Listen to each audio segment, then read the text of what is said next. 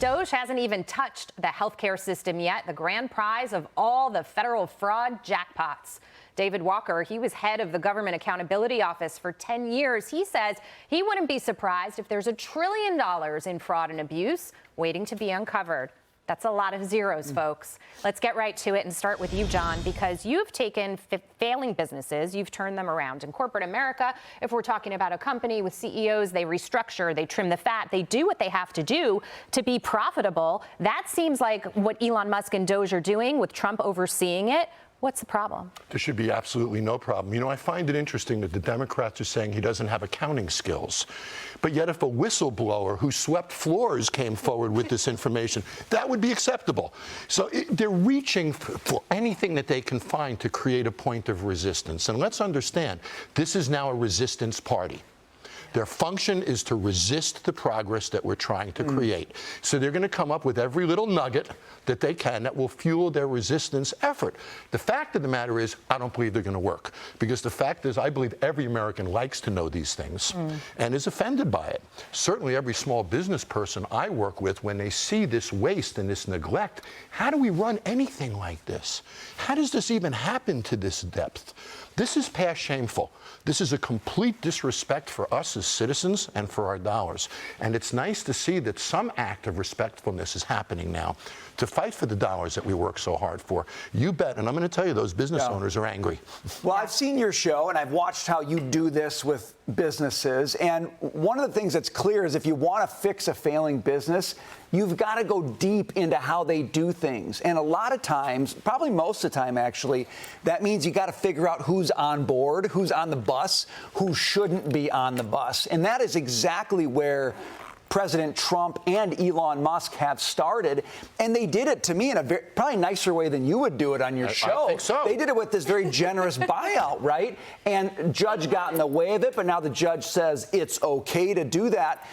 To me, if you're going to make a change, it goes back to the old saying, personnel is policy, Jon. That's a good move if we're hoping for results, isn't it? I think so, absolutely. You know, what's interesting is every business has backup for every check written.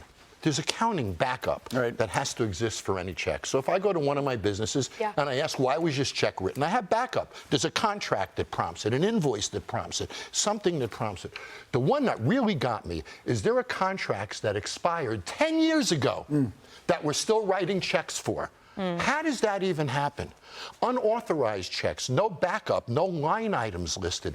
This isn't a mistake. This is outright neglect. And what's fascinating is that the Democrats are trying to stall the process. And the only way that they can do that is to try to do it in court. It's not working, however, because that Boston judge that we were talking about the other day, the Clinton appointee O'Toole, had paused the federal buyout offer. Now that can proceed. That judge said they didn't have subject matter jurisdiction. A district court clarified the administration can limit the access of federal funds under certain conditions. That was also a big win for Trump. When I was reading about both these cases, I said to myself, these judges, while they are liberal, while they were appointed by Democrats, they also understand that their legacy is at stake here. You cannot completely misappropriate the law. And so ultimately, when they're looking at the facts, they understand that if they just kind of pull something out of a hat, it's not going to work. That's my worry, though. I'm glad that you brought up the court system. And, Jon, maybe I'll ask you this, too. All week in the last 3 weeks, we've all been talking about we understand that the private sector moves faster, and they are trying to bring private sector speed to government blow, and it's taking time. We've talked a lot about how these cases could end up in the Supreme Court, and maybe that's good because we'll get final clarity resolution on if Congress has authority, if the president has executive authority. My concern, though, is the time that takes being eat up in these courts. Jackie, you talked about one judge here, and then you have another judge overruling, and that's good. They're thinking about their legacy, and they're thinking legally how this should work. But in the private sector, you're not afforded that time. You're given, 30 days or you're out of business and you're shutting down and you're laying people off. That's the speed that I want. And I feel like this government, even getting the courts involved, if that may be good, is frustrating because it does slow things down. And frankly, I look at our debt and our deficit and I say, we don't have time for that. We have 30 days. Yes, I agree. And the fact of the matter is when you look at any business model, there's a monthly P&L. Yes. There's some document that comes out that you react to at the end of the month. One Why have we not reacted all these years? I mean, how does this happen? How did department heads run these? How do these inspectors exist when the simple backup for a check doesn't exist? No. It's remarkable to me that we could find ourselves in this position. It's a sad case for our government. Well, the guys on the podcast, the Obama guy said, "Oh, we wanted to do this. We should have done this." That's sort of this revisionist history. Like everyone's been on board with this, John. Great excuse. Obviously, they're not. They didn't do anything. Yeah. Well, Kansas City wanted to win the Super Bowl too. Oh, not hard enough, I guess. So the point that I'm making is we're accountable. We're accountable. Yeah. You know, I work in business, and you're right. Business is much more nimble. We flex. We have to move with the marketplace, or we don't survive. So, you know, I'm out talking to small business people. They're blown away by this. They're astonished by it. That the basic principles of accounting have been ignored. Well, can I just mention this? Because Senator James Lankford, Republican from Oklahoma, he does this annual book of federal fumbles. And I think it's the 8th installment that just came out. So he's done 7 of them before. And if you watch them, he's highlighting all of these issues, but they never really gained traction. Actually, we had him on the Bottom Line just the other night, and we said, now it feels different because it feels like people are listening to you, and there's a team in place to actually be able to implement change. And that is what the American people voted for. You know, it's interesting. Donald Trump wakes up every morning as a business person to make money. Yeah. Politicians wake up every morning to try to manipulate media and facilitate votes. Donald Trump has a different mentality when he wakes up in the morning than politicians do. Look at Ukraine. He's come up with a business angle on Ukraine through minerals, so we can profit from this effort. Look at Gaza. He's coming up with a development strategy so we can profit from it. Everything he's doing has some kind of a profit motive. He's creating stability through little decisions that will create great stability at a higher level. You mentioned Senator Lankford's report on waste, fraud, and abuse. You said it's his 8th installment? I believe it was. Yeah. This goes, though, to this is a problem for Democrats and Republicans because, again, this is a known issue in terms of just grotesque, egregious, heinous, wasteful spending.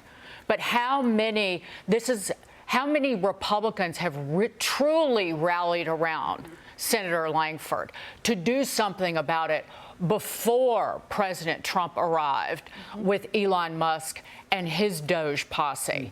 Because they don't really want to do anything.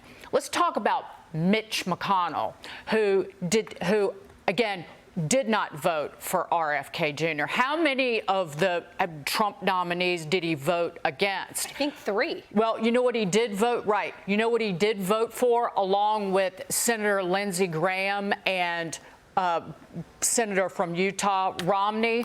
It was about 17 or 18 of them in the Senate and some in the House. These are Republicans in the first 2 years of the Biden administration who voted to add over $1.2 trillion in new non-defense discretionary spending under the name of bipartisanship. They voted with the Democrats for the CHIPS bill, like semiconductor companies, these incredibly wealthy companies needed a handout from the federal government. They voted for the infrastructure bill. Shame on them. So let's call them out by name. You go and look now. If you're a Republican, if you're a conservative, if you're an independent, if you're MAGA, if you're a Dozier, you go and look at who your representative from your state and your district, what they voted for, and how much in the last 4 years they added to the national debt. They added to the annual deficit because it's shameful. But, John, to your point, it's this quote that I wrote down on a folder I carried around with me. And it's referring to USAID and the spending that was done in the reconstruction of Iraq and Afghanistan. Quote, if you don't ask about the results, you don't fail. And your budget isn't cut. It was in a James Bovard piece. And that is the very nature of government. They don't want to account for the dollars that are spent. So they don't look. They don't look. So, because it's not their money. Yep. They might as well set it on fire for a bonfire to make some s'mores because they don't give a flying flip. And how many of these things do we hear about year after year after year? Right. You know, in the private sector, I have managers all the time and owners that say, this is what's wrong. Well, what have you done about it? Nothing. Yeah. Right. And this is what we're at. They're quick to say what's wrong, but the hero isn't in identifying it. The hero is in fixing it. All I right, do love let's- s'mores, though. Come on, David. I do too. We all do, you on that. especially when there's some. What? Not for somebody in Tanzania celebrating some graft and grift that they've gotten from the federal government for gender identity in the name of climate change. You know, what did they get? $12 million? Yeah. You know, if they're celebrating that with our money, making some s'mores, no. I want to follow that money. Yep. Yeah, exactly. I got a feeling that some of that money was on a round trip ticket, if you know what I'm saying. Yes. I think you're right.